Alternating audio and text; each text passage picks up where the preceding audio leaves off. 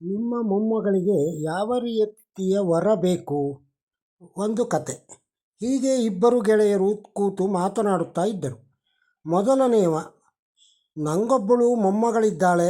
ಮದುವೆ ವಯಸ್ಸಿನವಳು. BA ತನಕ ಓದಿದ್ದಾಳೆ. ಕೆಲಸ ಮಾಡ್ತಾ ಇದ್ದಾಳೆ. 5.5 ಅಡಿ ಎತ್ತರ ಇದ್ದಾಳೆ. ಹಾಗೆ ತುಂಬ ಸುಂದರವಾಗಿಯೂ ಇದ್ದಾಳೆ. ಅವಳಿಗೆ ತಕ್ಕ ವರ ಯಾರಾದರೂ ಇದ್ದರೆ ತಿಳಿಸು. ಎರಡನೆಯವ ಹೇಳ್ತಾನೆ, ನಿನ್ನ ಮೊಮ್ಮಗಳಿಗೆ ಯಾವ ತರಹದ ಕುಟುಂಬದ ವರ ಬೇಕಪ್ಪ? ಈಗ ಮೊದಲನೆಯವನು, ಹೆಚ್ಚೇನು ಬೇಡ ಮಾರಾಯ, ಹುಡುಗ MA MTech ಮಾಡಿದರೆ ಸಾಕು. ಸ್ವಂತದೊಂದು ಮನೆಯಲ್ಲಿ AC ಇದ್ದು, ಮನೆ ಮುಂದೊಂದು ತೋಟ ಇರಬೇಕು. ಒಳ್ಳೆ ಕೆಲಸ ಇರಬೇಕು. ಹೆಚ್ಚಲ್ಲ ಅಂದರೂ 1-2 ಲಕ್ಷ ಸಂಬಳ ಬರುವ ಕೆಲಸ ಇರಬೇಕು. ಇದೆಲ್ಲ ಇದ್ಮೇಲೆ ಕಾರು ಅಂತೂ ಇದ್ದೇ ಇರುತ್ತೆ ಬಿಡು. ಇಷ್ಟು ಸಾಕು ಕಣಯ್ಯ. ಎರಡನೆಯವನು, ಮತ್ತೇನಾದರೂ ಇದ್ದರೆ ಈಗಲೇ ಹೇಳಿಬಿಡು. ಮೊದಲನೆಯವ, ಅಯ್ಯೋ, ನಾನು ಹೇಳಬೇಕಾದ ಮುಖ್ಯವಾದ ವಿಚಾರನೇ ಮರೆತು ಬಿಟ್ಟಿದ್ದೆ ನೋಡು. ಹುಡುಗ ಒಬ್ಬನೇ ಇರಬೇಕು. ಅಪ್ಪ ಅಮ್ಮ, ಅಕ್ಕ ತಂಗಿ, ಅಣ್ಣ ತಮ್ಮ ಅಂತ ಯಾರೂ ಇರಬಾರ್ದು. ಎಲ್ಲರೂ ಇದ್ದರೆ ಚಿಕ್ಕ ಪುಟ್ಟ ವಿಚಾರಗಳಿಗೆ ಮುಖ ಮುನಿಸು ಜಗಳ ಅಂತ ಆಗುತ್ತೆ. ಯಾರೂ ಇಲ್ಲ ಅಂದರೆ ನೆಮ್ಮದಿಯಿಂದ ಇರಬಹುದಲ್ವಾ? ಎರಡನೆಯವ ಹೇಳ್ತಾನೆ, ಕಣ್ಣಲ್ಲಿ ನೀರು ತುಂಬಿಕೊಂಡು ಹೇಳ್ತಾ, ನನಗೊಬ್ಬ ಫ್ರೆಂಡ್ ಇದ್ದ. ಅವನಿಗೊಬ್ಬ ಮಗ ಇದ್ದಾನೆ. ಅಪಘಾತವೊಂದರಲ್ಲಿ ಗಂಡ ಹೆಂಡತಿ ಹೋಗ್ಬಿಟ್ರು. ಇವಾಗ ಅವ್ರ ಮಗ ಒಬ್ಬನೇ ಇದ್ದಾನೆ. ಅಕ್ಕ ತಂಗಿ ಅಣ್ಣ ತಮ್ಮ ಯಾರೂ ಇಲ್ಲ. ಕಾರು ಬಂಗಲೆ, ಒಳ್ಳೆ ಸಂಬಳ ತರೋ ಕೆಲಸ.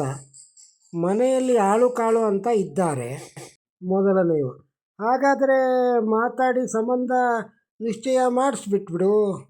ಎರಡನೆಯವನು ಹೇಳ್ತಾನೆ, ಆದರೆ ಹುಡುಗ ಒಂದು ಷರತ್ತು ಇಟ್ಟಿದ್ದಾನೆ. ಹುಡುಗಿಗೂ ಅಪ್ಪ ಅಮ್ಮ, ಅಕ್ಕ ತಂಗಿ, ಅಣ್ಣ ತಮ್ಮ ಅಂತ ಯಾರೂ ಇರಬಾರ್ದಂತೆ ಎಂದು ಹೇಳುತ್ತಲೇ ನೀವೆಲ್ಲ ಆತ್ಮಹತ್ಯೆ ಮಾಡ್ಕೊಂಡ್ಬಿಡಿ. ನಂತರ ಹುಡುಗಿಗೆ ಒಪ್ಪಿಸಿ ಮದುವೆ ನಾನೇ ನಿಂತು ಮಾಡಿಸ್ತೀನಿ. ನಿಮ್ಮ ಮೊಮ್ಮಗಳು ಅಳಿಯ ಚೆನ್ನಾಗಿರ್ತಾರೆ. ಏನಂತೀರಾ?